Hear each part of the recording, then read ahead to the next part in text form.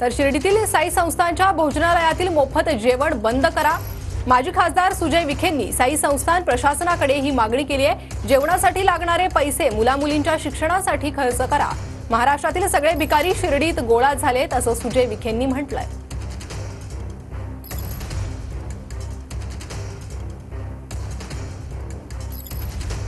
आपल्याला परत विनंती की कृपया करून प्रसादालयामध्ये मोफत जेवण हे आपण बंद करावं ही माझी आपल्याला हात जोडून विनंती आहे। आणि ग्रामस्थांसमेत मीटिंग घेऊन निश्चित आम्हाला आंदोलन करायची वेळ आली तरी आम्ही करणार, कारण की हा जो पैसा चाललाय हा पैसा जेवणासाठी न जाता, कारण की इथं कोणी गरीब नाही, 10 रुपयाचं जेवण प्रत्येक जण खाऊ शकतो।